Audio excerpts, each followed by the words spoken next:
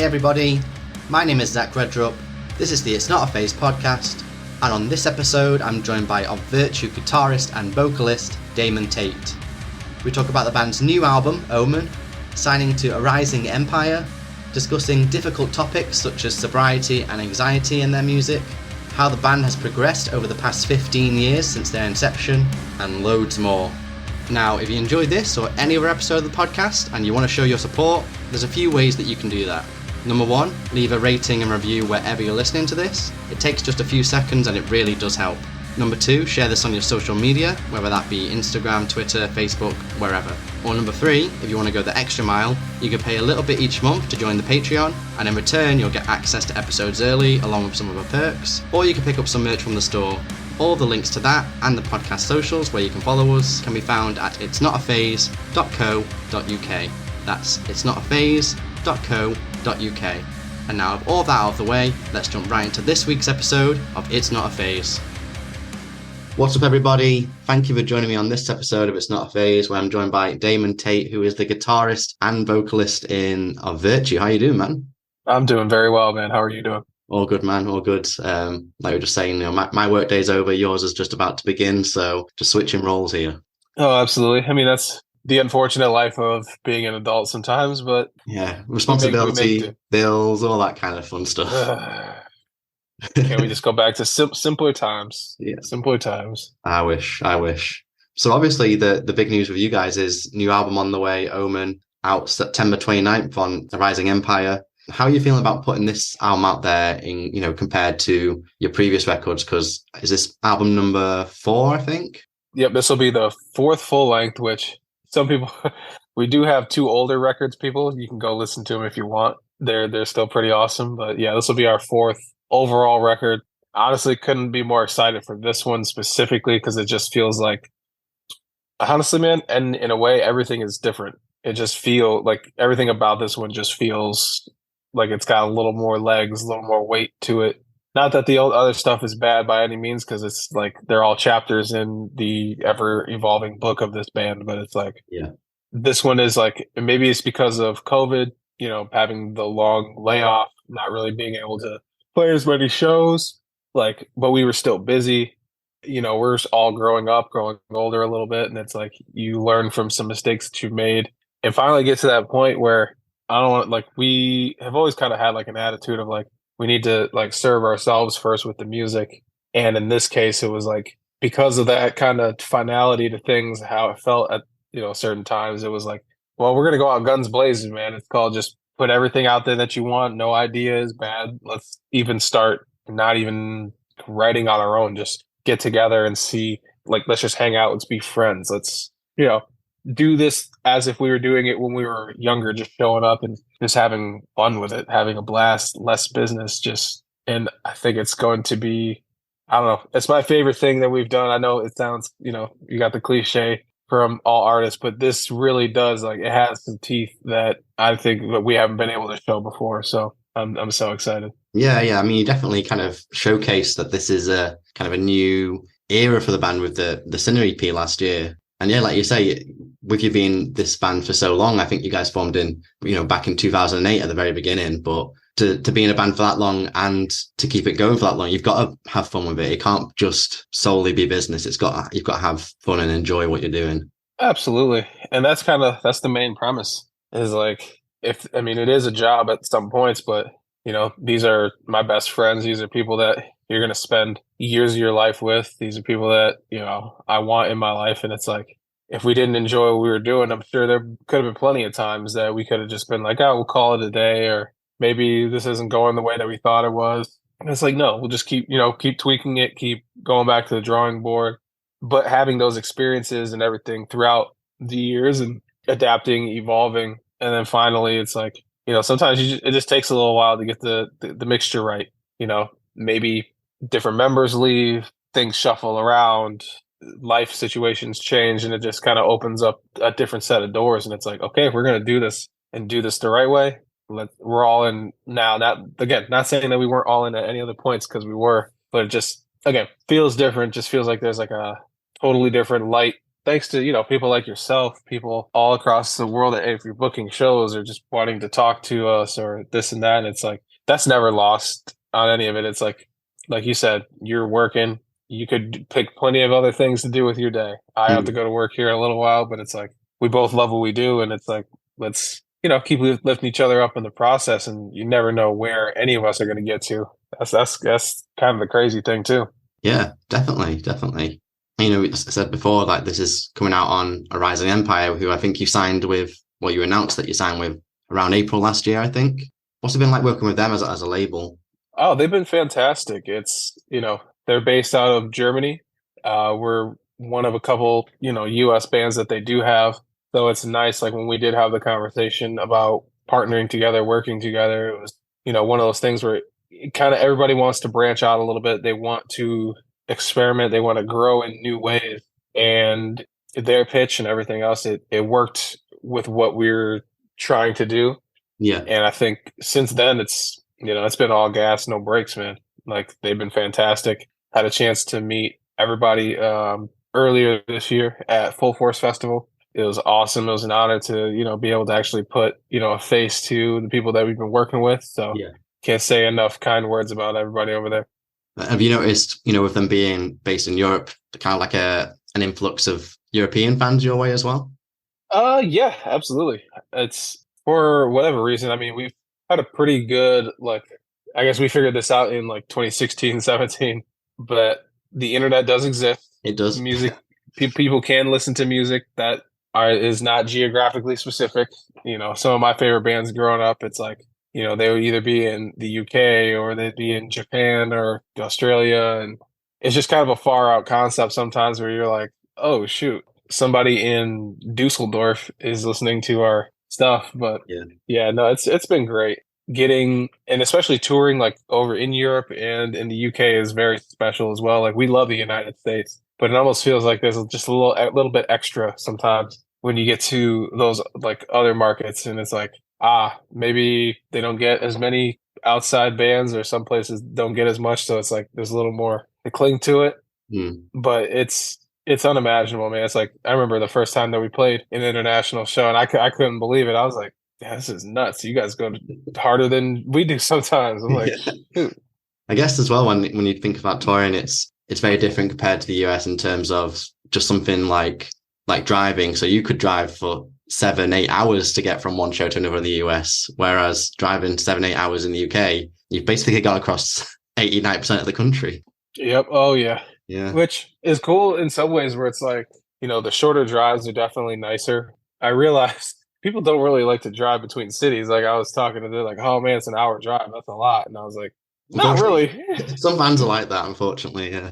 But either way, like any of the times that we've had there, though, it's like the people are still super appreciative of, you making that time and traveling all that way over there. So it doesn't matter how many people it can't be. It's great every time. Yeah.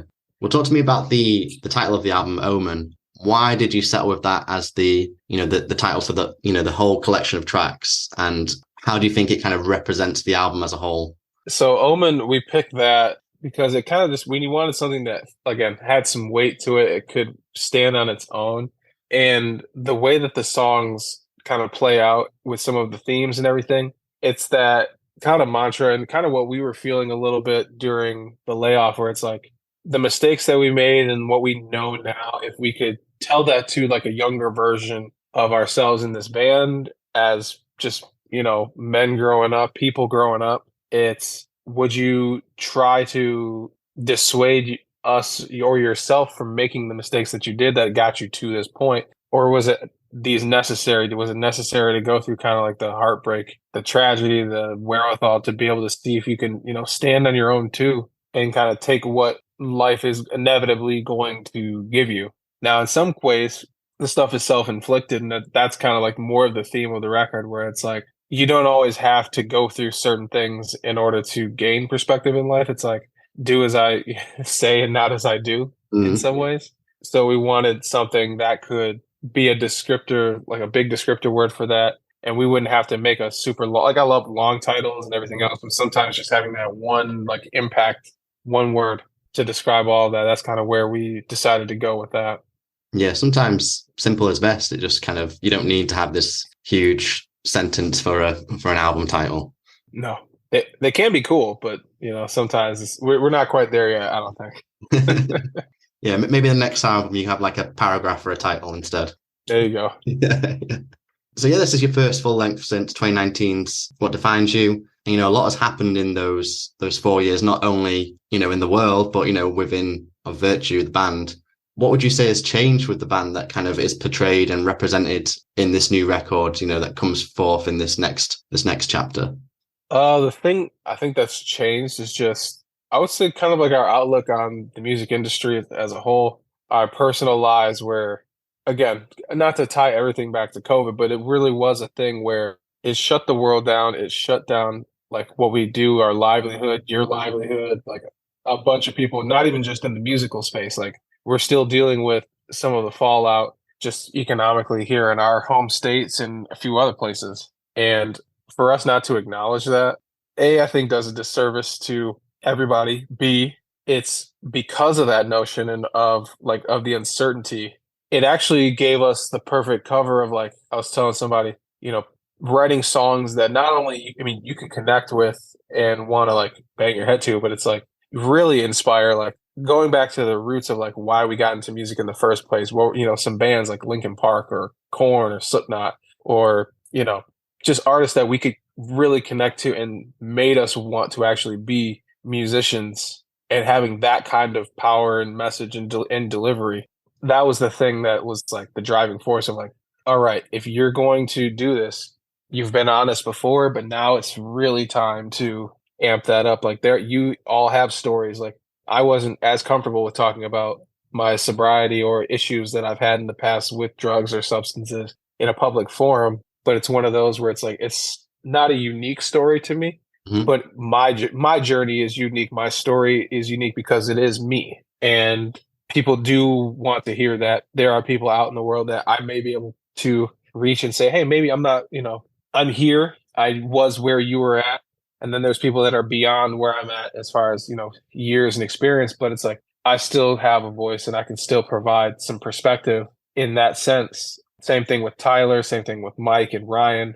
It's taking kind of like those deeper, darker parts that you try to hide sometimes, but just put them in the forefront, because you never know who or when or why. Like we were saying, it's like our labels in Europe, we have fans that are all over the world. We are fans of bands from all over the world. So it's like, don't do yourself a disservice by thinking like, oh, I should do this or I should be doing this. It's like, no, do what feels right to you, and the rest will follow suit after that. Yeah. When you say like you think the kind of general story of these things that you talk about aren't unique, but you are right. Your story and your experiences are unique, and you might think, oh well, because my story isn't like completely unique when it is. How is it going to connect with people? But if it connects with just one person and it helps them make the right decisions in their life, then it's totally worth it. Absolutely. And even at the end of the day, man, it's like if someone told me, it's like you at least were able to make a song or a piece of art or something, some connective tissue. It was never going to be released, but you had the chance to at least make it. It's like we would have still done that too, because at the end of the day, it would have helped me or anybody else in our group move forward and showcase like, hey, you can be more than just yourself. You can add up the sum of the parts and be something that is greater. It's an interesting calling in life when you can kind of look around and it's like, you do need these 4 other people or 3 other people, but you all do have the same mindset of trying to operate as one and kind of evolve and grow together. It's super cool. Yeah, and putting a part of you in those songs, and these pieces of art that, again, like your story is unique, and therefore the way you're kind of portraying it within your art is a unique perspective on that. Yes, absolutely. Yeah. And that's why you have like songs like, Sober and Anxiety as well. Is it ever kind of hard to, obviously you're putting your story in there and you want to, kind of say, hey, to your fans, you're not alone. We experienced this. We can get through this struggle together. But is there ever a difficulty in balancing portraying your experience, but also being maybe too vulnerable? We thought that at one point in time, but at the same time, it's like, if we thought that we were being too vulnerable or anything else, that just meant that we were doing what we were supposed to do. It means not hiding from anything, any little detail. Like there's some things that we've put into this record lyrically that like if you would have asked me 4 years ago, I'd be like, absolutely not. There's no way. But those are the things that like we think about.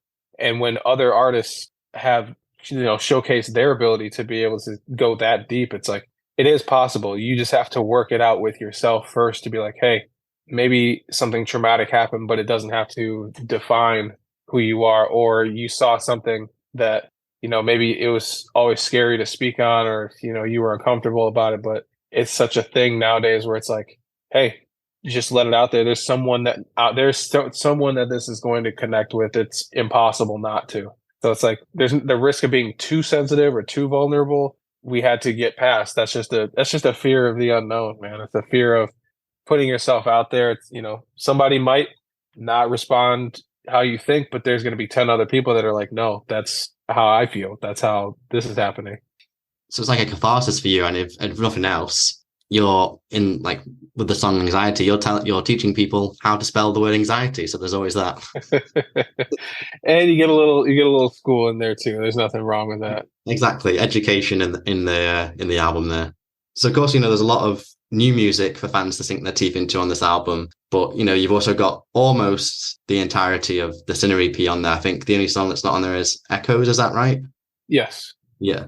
So talk to me about how you kind of wrote and recorded that album then. Was the whole album complete and then you kind of selected some tracks that made the Sinner EP, or were the Sinner EP tracks the first ones that were kind of made and then you went back and finished a complete album, or how did that kind of come about?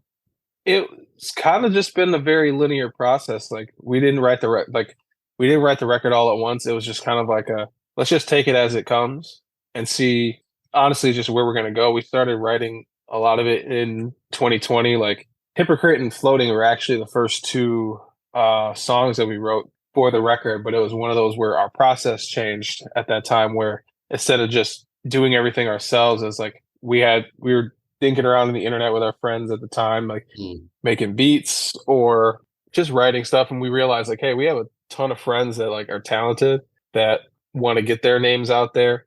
And sometimes it's just a matter of, all right, well, we don't have anything else better to do, so let's just write music. And it worked out to where instead of focusing on a record, we just went into studio sessions of just one song at a time. Let's push ourselves and put everything we have into this one song or this one or two songs and see where it takes us. And over time, you're going to accumulate tracks.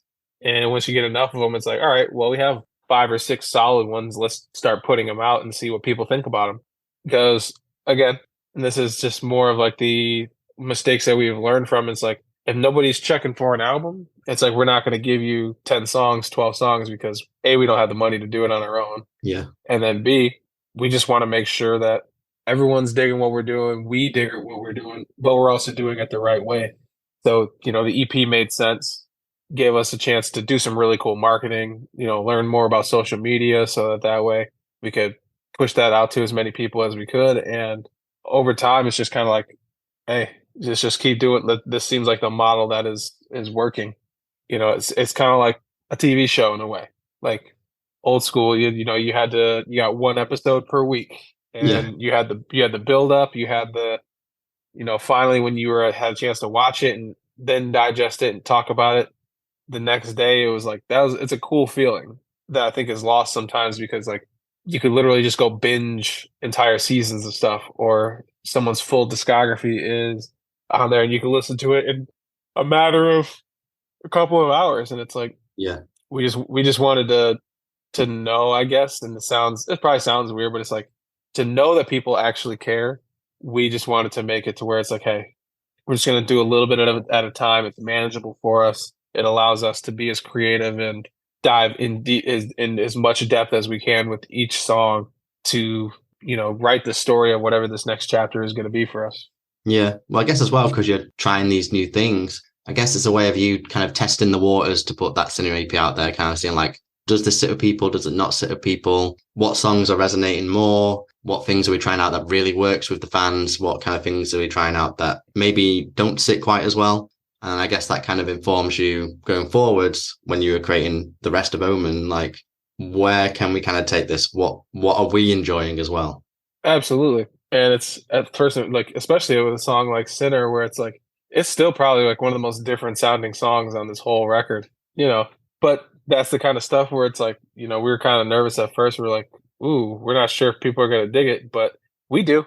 Yeah. And when you feel that strongly about something, it's just a matter of, all right, we'll figure it out. It'll get to where it needs to. And, you know, just kind of take it each song at a time, each day at a time until eventually people are like, all right, so this has to be going to some kind of full length, right? And we look up and we're like, all right, I guess we have to finalize this thing. So, were there any conversations where you would just do another EP or just put out singles, or was it always planned to do an album?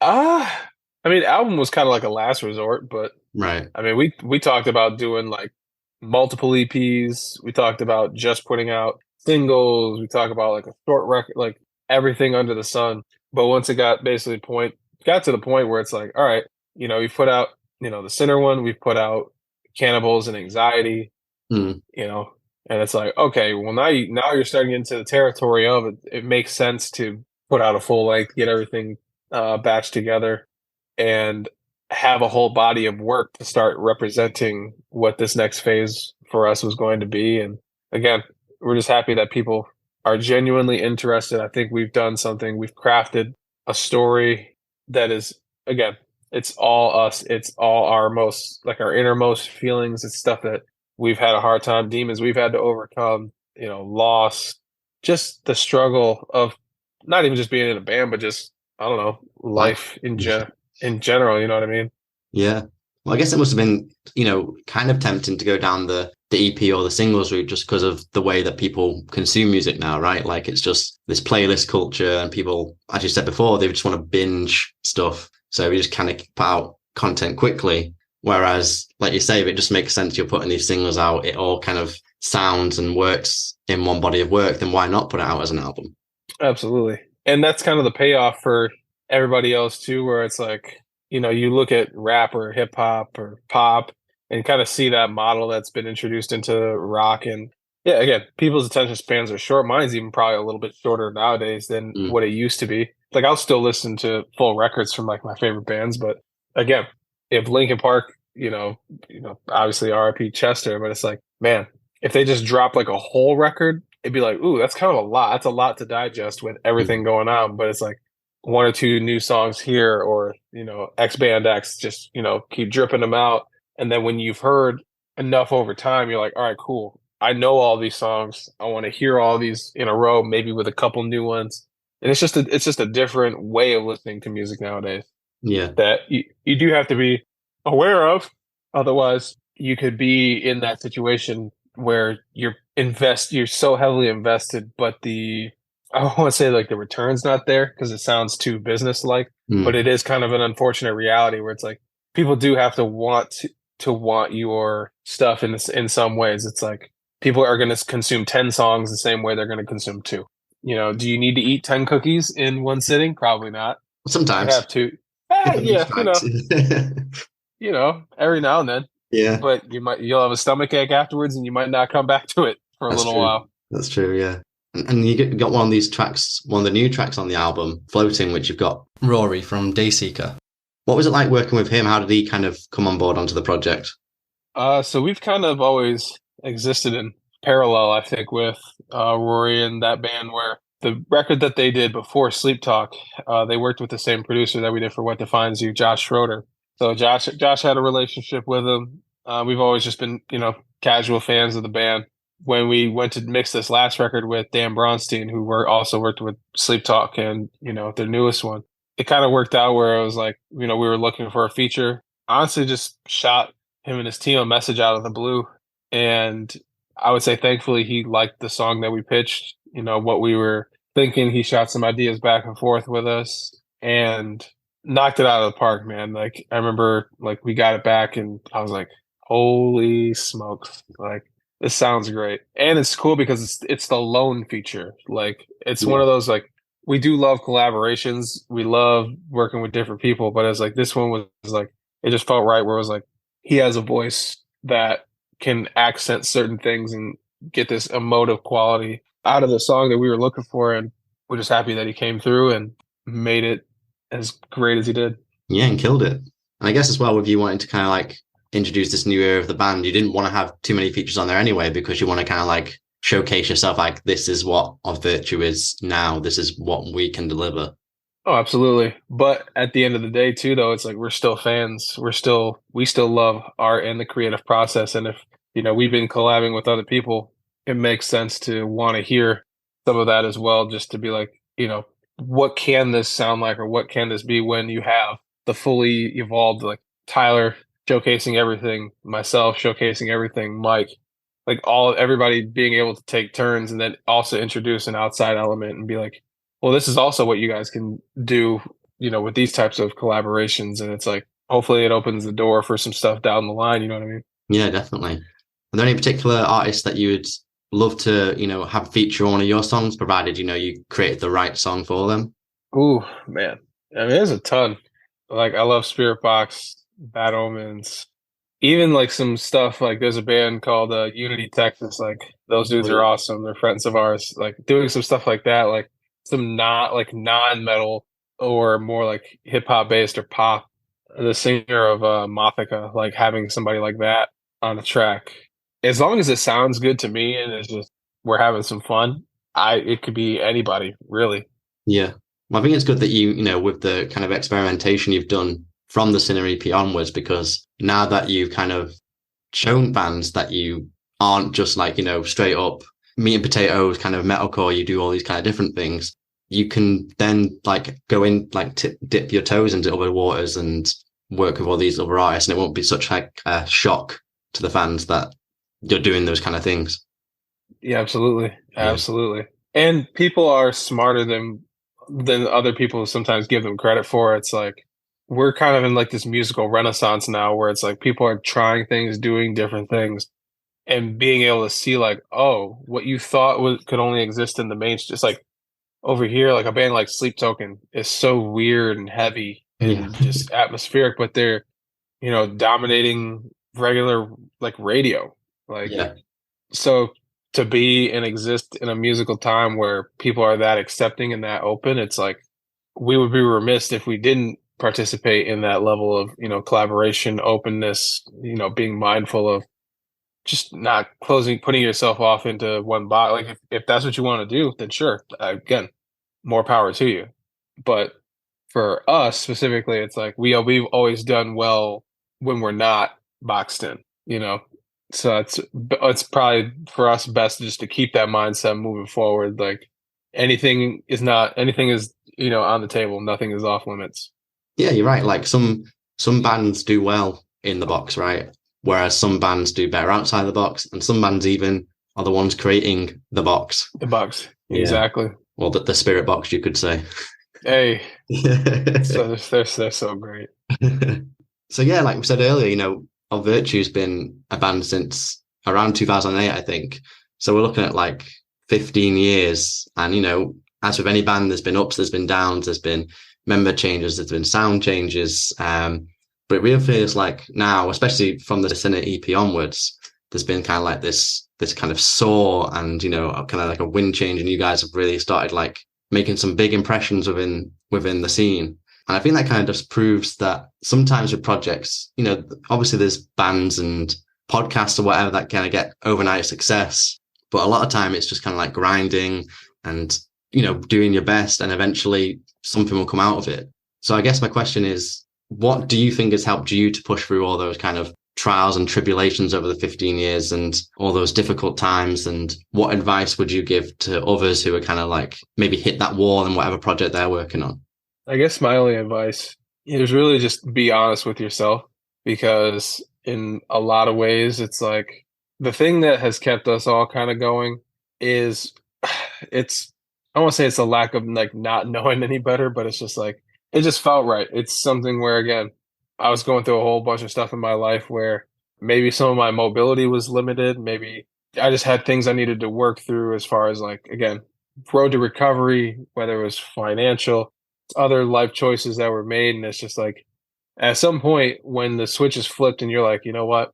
I don't want to say like you feel like called to do something, but it's always like music has been like just a vessel, like a conduit for me of like, if I don't do this, I don't know what else I would be doing.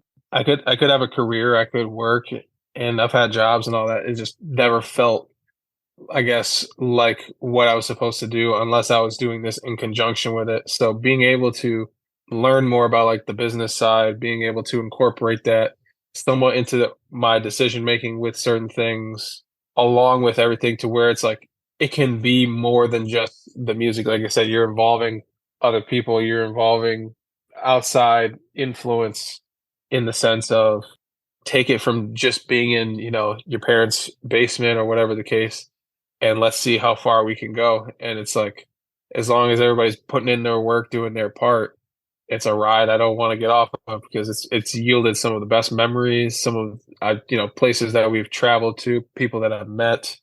None of this would have been possible if we didn't kind of take that leap of faith. So it's, again, going back to the honesty thing, it's, do you have the right people around you? Are you making whatever you're doing for the right reason? But it's also, I feel like that's a very big thing.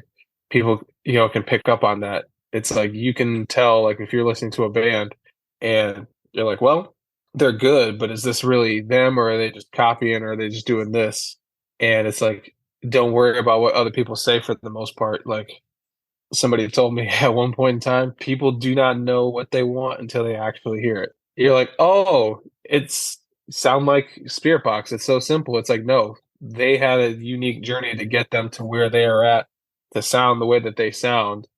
They might have borrowed from some influences along the way, but at the same time, they had to morph and make it theirs and make it solely theirs through their own lessons and everything else. So it's just being honest. It's being authentic to yourself. And it's weird. It's just not giving a shit in some ways, man. Just do it for you. If it feels good for you, when you put it out into the world, it will find the audience that it was meant for. Yeah. I mean, you've definitely got to be passionate about what you do to be able to do it, and to do it for a long time as well. And like you say, there's got to be honesty and being genuine in what you are creating and what you're doing. Like you say, whether that be in a band or a podcast or whatever, like, I don't know, if you start a business or anything like that, you've got to want to do it, to go through and persevere through difficult times. Absolutely. And it's kept me sane. It's kept all of us with some kind of carrot, some kind of light at the end of the tunnel, something to wake up and strive to reach every single day. So for that, we're eternally grateful. Yeah. I guess it also really helped, when the pandemic happened and live performances obviously weren't happening because they just couldn't happen.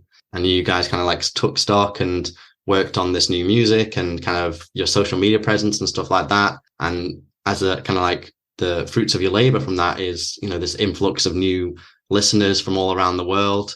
How was that kind of when you went back to live performances, seeing all those kind of like new numbers and new listeners, not only just be like these faces and names on a screen, but to be actual bands in front of you? Oh, it was kind of jarring at first, like, especially remembering how shows are, like, of how tightly packed you can be in there. Yeah. You're walking around, and some places, like, they still have mask mandates and they still had a few other things. And it's just like, it just feels foreign. It feels weird, like almost like I'm plastic wrapped in some ways.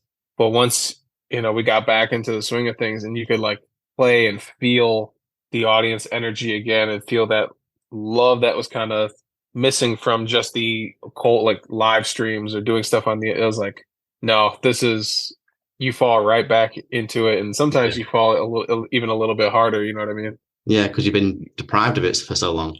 Yeah. You don't realize that electricity in there is unlike anything else that I've ever experienced in my life. And it's like, somebody could probably look at that, similar to like a drug or something, where it's like, shoot, you go without it, you're good. You kind of start to figure out life and what it is when you don't have it. And then it happens again. You're like, nah, never mind. I'm going to need that.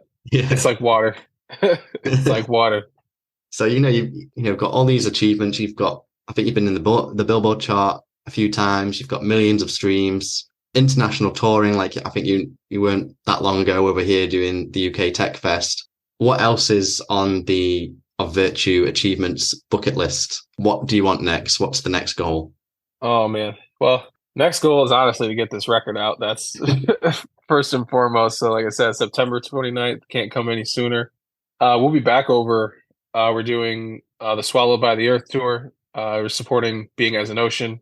Us and a band called Senna. We'll be out in Europe and the UK. It'll be August 15th through September 18th. So if you're nearby, check out the dates. Come catch us. If you happen to be at Summer Breeze, we're playing, I believe it is the 17th. So we'll be hanging out at the festival all weekend though. So again, come hang out. Once we get back from tour, we have a few shows lined up in the US. We have our Omen album release shows, which we're definitely looking forward to. Nice. October 6th and October 7th. First one's in Detroit, Michigan. Second one in our hometown, Lansing, Michigan. And then we'll be hitting the road after that very soon to, again, play some shows to support their record coming back out. So that's kind of what's on the immediate docket. So, typical plug, follow us on all of our socials like Twitter, Instagram, TikTok, our personals, like Facebook and everything else. We'll still use that every now and then. Well, thank you very much for your time, Damon. I really appreciate it. Best of luck with the album release, like you say. Omen out on September 29th via A Rising Empire. Like you say, coming over to the UK and Europe very soon. Before I let you go and enjoy the rest of your day, any final words, anything else to say, anything else you want to plug? The floor is yours. Really just want to say thank you for taking time out of your day. Again, like I said, man, it's people like yourself. You're providing a platform for us to speak and to, kind of further our message. So I just want to give you a shout out on that. Pre-order Omen if you haven't had a chance to. If we got cool variants of some vinyl, some hoodies, t-shirts, everything else. It all goes to a great place. Still first week things are still things. So as much as we can plug it, I'll tell people, hey, go check it out, go support it. And hopefully we can get close to you, play a show, hang out, drink a couple waters, some beers if that's your deal, figure something. So yeah, definitely, dude. Yeah, I'll let you go. Have a good day, and speak to you soon. Cool. Take it easy. Take care, dude. And that is it. Thank you so much for listening. Again, if you enjoyed this or any other episode of the podcast, then please leave a rating and review wherever you're listening to this. If you want to support the podcast further, you can go and give it a follow on social media, pick up something from the merch store, or subscribe to the Patreon to get early access to episodes. All the links can be found at itsnotaphase.co.uk.